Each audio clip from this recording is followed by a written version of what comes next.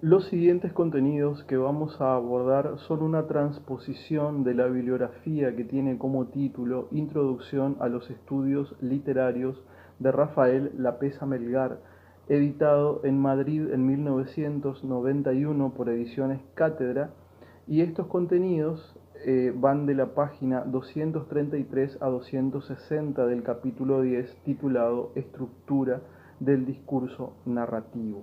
Lo que nos interesa abordar en esta ocasión es lo que lleva como título el pacto narrativo. En el mundo de la ficción, y ese es uno de los datos de definición pragmática más atraídos, permanecen en suspenso las condiciones de verdad, referidas al mundo real en que se encuentra el lector antes de abrir el libro. Cuando realiza esa acción, abrir el libro, desencadena una mágica y prodigiosa transmutación en su condición de realidad. Esta acción se ha comparado con el momento en que Alicia atraviesa el espejo. De todas las posibles connotaciones que esta acción pueda tener, nos vamos a concentrar en lo que Pozuelo y Bancos en 1978 denominó el pacto narrativo.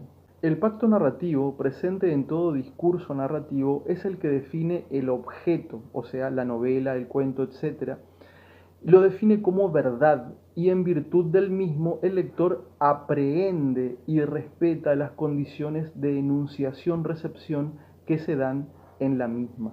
No hay novela que no vincule al lector a aceptar una retórica, una ordenación convencional por la que el autor, que nunca está propiamente como persona, quien escribe no es quien existe, decía Roland Barthes, acaba disfrazándose constantemente, cediendo su papel a personajes que a veces son muy distintos de sí mismo, incluso pueden ser animales.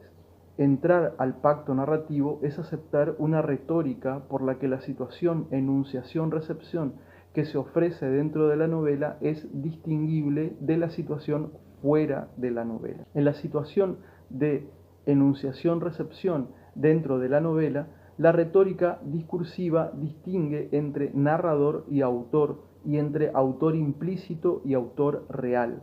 Ello es posible en virtud de unos signos de la narración inmanentes al texto, por los cuales es necesario separar y no confundir al narrador, quien enuncia la historia, con autor, quien da el libro. Igual ocurre en el plano de la recepción, donde es posible separar mi papel como receptor real del papel de los receptores que actúen dentro del texto como tales, también llamados narratarios. Establecida esta base teórica general que convierte al pacto narrativo en una necesidad inherente a la comunicación literaria, queda el problema de su manifestación textual concreta. Hay acuerdo entre todos los tratadistas en la distinción entre autor y narrador, y lector y narratario. Tanto el autor real como el lector real no son identificables en ningún caso con el narrador y el narratario, que son quienes en el relato actúan como emisor-receptor respectivamente, y cuya identidad textual no es extrapolable a su identidad real. A continuación se ofrece un cuadro de los posibles pactos presentes en la comunicación narrativa, ampliado por Darío Villanueva en 1986, que supone una ampliación por el efectuado de Lapesa Melgar. A partir del siguiente cuadro podemos ver cómo están ubicados y cómo se relacionan entre sí las diferentes categorías de autor real con lector real, de autor implícito no representado con lector implícito no representado, de autor implícito representado con lector implícito representado y narrador y narratario por medio del relato.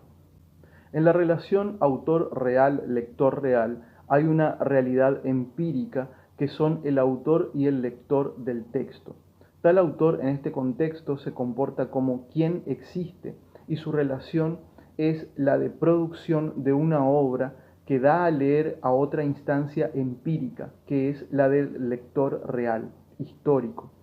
El análisis de las relaciones en este nivel es sociológico entre productor y consumidor. Es un nivel externo a la inmanencia textual.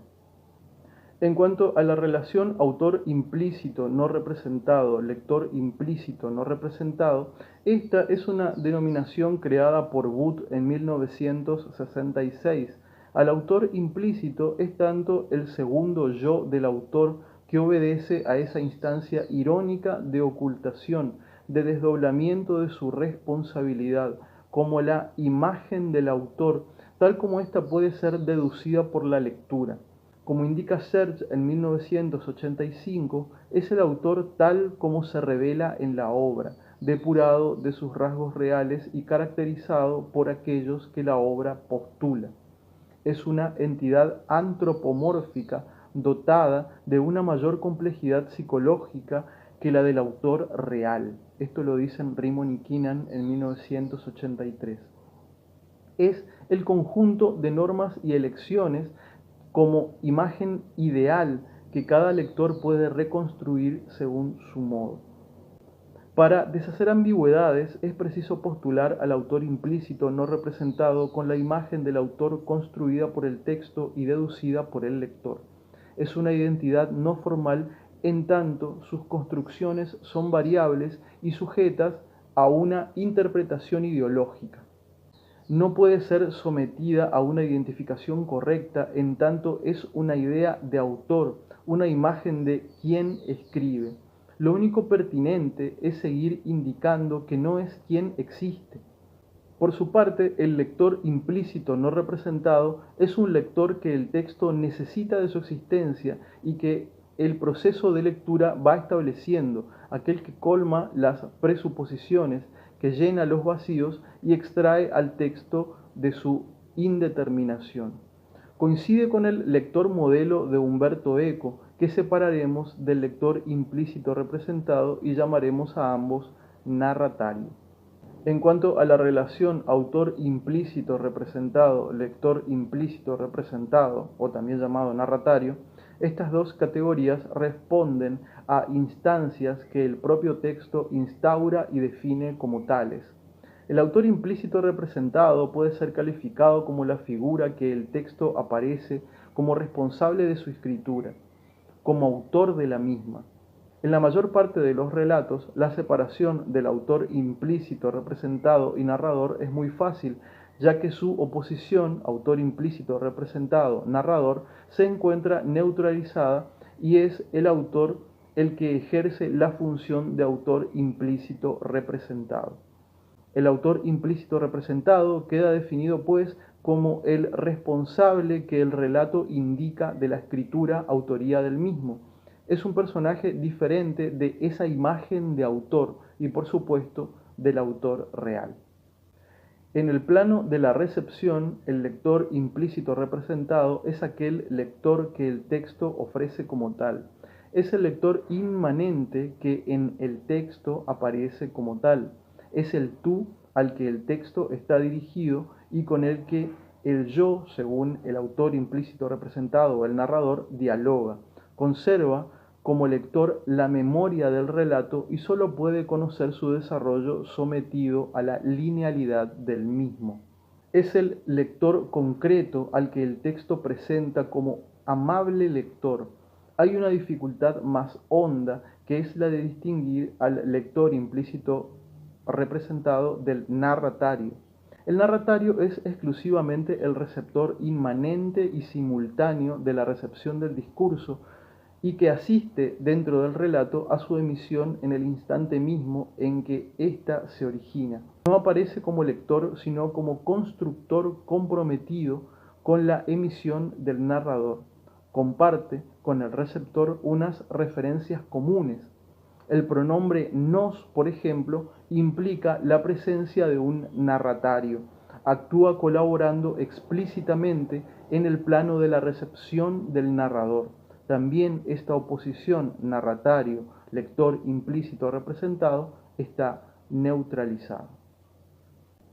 Para finalizar, teniendo en cuenta los tres aspectos en que el relato se analiza, o sea, la voz, el modo y el tiempo, el narrador y los personajes estarían dentro de la categoría voz, que son categorías que analizaremos detalladamente en otro video.